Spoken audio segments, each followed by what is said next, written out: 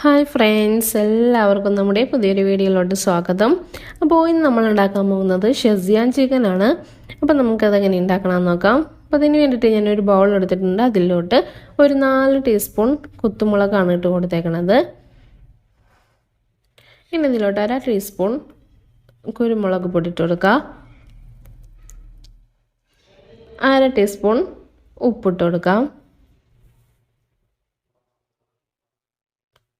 1 table spoon soya sauce ഒഴിച്ച് കൊടുക്കുക. ഒരു 2 ടേബിൾ സ്പൂൺ കോൺഫ്ലോർ പൊടി ഇട്ട് കൊടുക്കുക. 1 ടീസ്പൂൺ ഇഞ്ചി വെളുത്തുള്ളി പേസ്റ്റും കൂടി ഇട്ട് കൊടുക്കുക. എന്നിട്ട് നമുക്കത് കൈ വെച്ചിട്ട് തന്നെ നന്നായിട്ടൊന്ന് മിക്സ് ചെയ്തെടുക്കാം.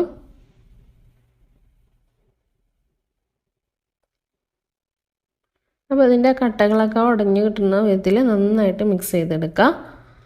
അതിനുശേഷം നമ്മൾ ചിക്കൻ ഇതിലോട്ട് ഇട്ട് കൊടുക്കുക.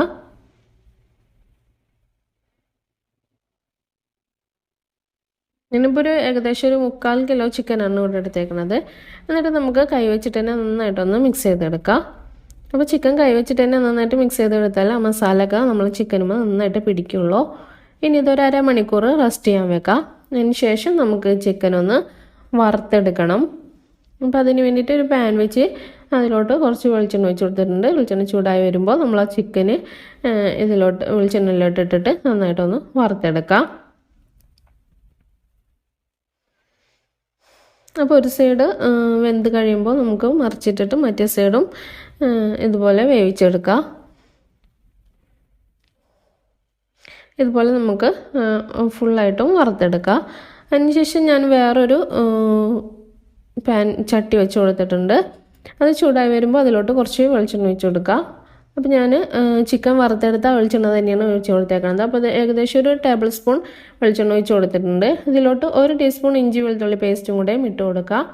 ഇഞ്ചി വെളുത്തുള്ളി പേസ്റ്റിൻ്റെ പച്ചമണം മാറി വരുമ്പോൾ നമുക്കിതിലോട്ട് കാശ്മീരി ചില്ലി പൗഡറിൻ്റെ പേസ്റ്റാണ് ഞാൻ ഇട്ട് കൊടുത്തേക്കുന്നത്. അതൊരു 2 table spoon Kashmiri chilli powder എടുത്തിട്ട് അതിലോട്ട് കുറച്ച് വെള്ളം ഒഴിച്ചിട്ട് നന്നായിട്ട് മിക്സ് ചെയ്തെടുത്തതിന് ശേഷം ഇതിലോട്ട് ഒഴിച്ച് കൊടുത്തേക്കുന്നതാണ്. അങ്ങനെയാണ് ഞാൻ ആ പേസ്റ്റ് ഉണ്ടാക്കിയേക്കുന്നത്. പിന്നെ ഇതിലോട്ട് ഒരു 2 ടേബിൾ സ്പൂൺ ടൊമാറ്റോ സോസും കൂടെ ഒഴിച്ച് കൊടുത്തിട്ടുണ്ട്.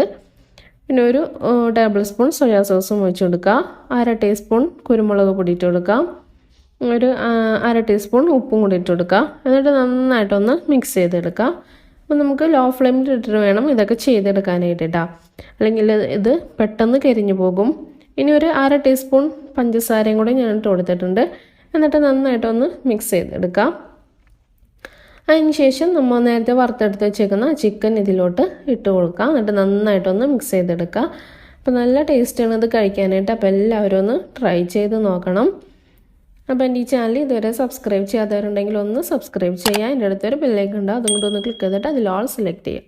ലാസ്റ്റായിട്ട് നമുക്ക് ഇതിൻ്റെ മുകളിലായിട്ട് കുറച്ച് മല്ലിയിലയും കൂടെ വിതറിയിട്ട് കൊടുക്കുക. അപ്പോൾ വളരെ ടേസ്റ്റി ആയിട്ടുള്ള ഷെസ്വാൻ ചിക്കൻ ഇവിടെ റെഡി ആയിട്ടുണ്ട്. അപ്പോൾ എല്ലാവരും ഒന്ന് ട്രൈ ചെയ്ത് നോക്കണം.